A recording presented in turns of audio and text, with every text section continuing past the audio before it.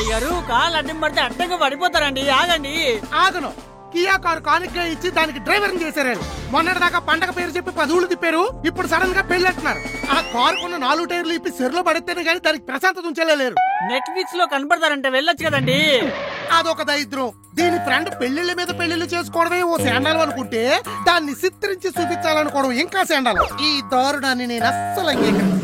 Technology trending లో వాడుకుంటున్నారండి. సమాజాన్ని సంకరాకిచ్చేస్తున్నారండి. మీరేంటి కందుకూరు వీరేశ్ లింగం పంతుల కాపానికి నరికేమంటావా జానికి? అరే గాంధీ గారు ఏమన్నారో తెలుసా? మీ టైంలో ఏం జరిగిందో నాకేం తెలుసండి. కాఫీ చెప్పండి. ఎవరి గుమ్మం వాళ్ళు శుభ్రం చేసుకోవడం వల్ల వీధి శుభ్రపడుతుంది. వీధులన్నీ శుభ్రంగా ఉండడం వల్ల ఊరు శుభ్రపడుతుంది. ఊళ్ళన్నీ శుభ్రంగా ఉండడం వల్ల రాష్ట్రం శుభ్రపడుతుంది. రాష్ట్రాలన్నీ శుభ్రంగా ఉండడం వల్ల శుభ్రం పడేదండి. మధ్యలో సముద్రాలు శ్మశానాలు ఉంటాయి. నరికి శ్మశానంలో పాకేస్తా. అవి కూడా శుభ్రం చేస్తున్నారులేండి.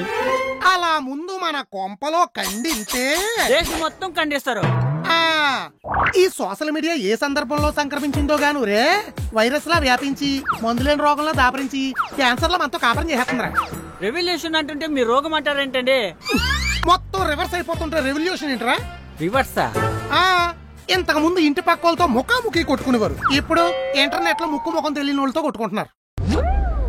ఇంతకు ముందు ఎవరింట్లో కన్నా తొంగి చూస్తే చాలు ఒంగులు లేసి లోపు కుక్కలు వదిలేసేవారు. ఇప్పుడు మా హాల్ చూడండి, మా బెడ్రూమ్ చూడండి, మా బాత్రూమ్ చూడండి అని ఎవరైనా వీడియోలు తీసి మరీ చూపిస్తున్నారు. శవాళ్ళు కూడా వదులుతలేదురా ఈ శాడిస్టోళ్ళు. మొన్న ఒక వీడియో చూసాను రా. దాని ముగ్గురు దాన్ని ఏమి అండనుకుంటా, ఒకవేళ అన్నా ఇది అందనుకుంటా. కుటుంబం అంతా కూర్చుని కన్నీళ్ళు పెట్టుకుంటుంటే శవాన్ని పంచినామా చేసినట్టు వీడియో చేస్తదేట్రా. వరస్ట్ పిల్ల. ఇంతకు ముందు బయట కొంచెం పక్కకి జరిగితే చాలు అయ్యో నన్ను ఎవరు చూస్తారని వారం రోజులు ఈదుల్లోకి వచ్చేవాళ్ళు కాదు. ఇప్పుడు చూపెత్తానండి.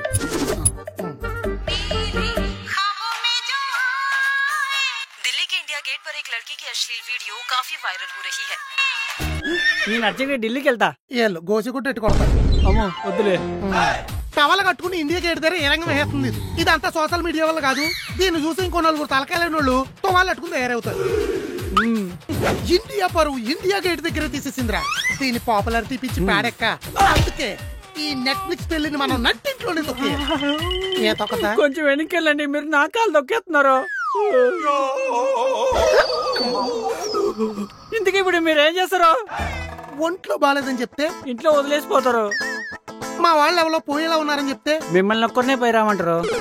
కుర్చీలు కేసు కట్టేస్తే కొరుక్కొని మరీ పారిపోతారు. మరి ఏం చేస్తే ఆగుతారా? చంపేయండి అయ్యగారు, పని అయిపోతే. అప్పుడు నన్ను బొక్కలో తోస్తారు. అందరికీ ఐడియాలు ఇచ్చి మీకే ఐడియాలు రావట్లేదంటే అయ్యగారు. అదేరా నాకు అర్థం కావట్లేదు. ఏం జబ్బు వచ్చి చచ్చిందో.